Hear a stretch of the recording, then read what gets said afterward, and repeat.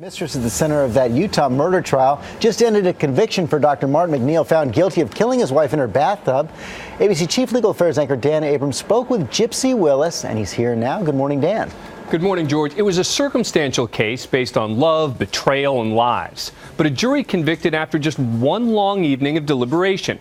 And it may have come down to just one basic fact: that those jurors simply believed Martin MacNeill loved another woman so much that he needed his wife out of the picture completely. This is the woman prosecutors say Martin MacNeill killed his wife to be with, Gypsy Willis. I never believed that he was capable of such a thing. You don't believe that he killed Michelle? I really don't. The allegation was he loved you so much that he wanted his wife out of the picture so he could be with you. Martin had me anytime he wanted me. I have a really hard time accepting that as an idea. But a jury did accept it, and this weekend convicted the Utah doctor of murdering his wife Michelle in the couple's bathtub. When you heard that Michelle MacNeill had died, did any part of you think, now I can have him to myself? That was not my thought at that time. He asked you to come to the funeral, did he not?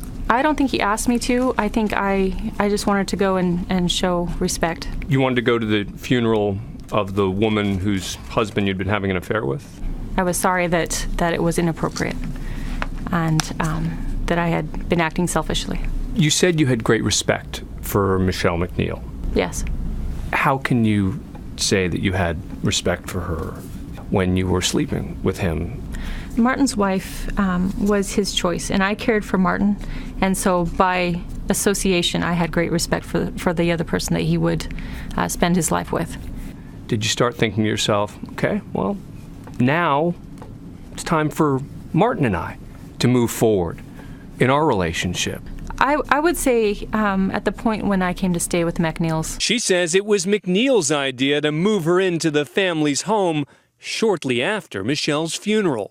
Did you ever think to yourself, this would be a terrible idea for me to come in and be the family nanny? Yes, I did. And did you say to him, Martin, no way, are you kidding me? I did. I thought that it would be better if everyone had had time to regroup. He was rather insistent that he needed help. Do you still love him? I care for him on a very, very deep soul level. I'm concerned about him. I hope he's well. He's a kindred spirit, and I loved him very, very much when we were together. If you had never met Martin MacNeill, do you think Michelle MacNeill would be alive today? I believe Michelle died of natural causes, and so I think that has no bearing on Michelle's life. So if you'd never met him, she'd still have died exactly the same way? I believe so. Now, Gypsy Willis was investigated in connection with the death of Michelle MacNeill, but never charged. Her lawyer, John Easton, told me yesterday evening that if prosecutors had any evidence against Gypsy, quote, there would have been two people on trial, not one. George? The phrase kindred spirit. So is she in any contact at all with MacNeill? She says she's not, but it is clear that she still has very strong feelings for him. When you talk to her about all of the evidence, and I laid it out for her, saying, you know, what about this and this and this and this? Her response is still, well, I don't buy it. And she goes through each piece of evidence and says why each one is not particularly significant. She says the Martin MacNeill, she knows no way, no how could have done it. Obviously, a jury and a good amount of the American public disagree. Okay, Dan Abrams, thanks very much.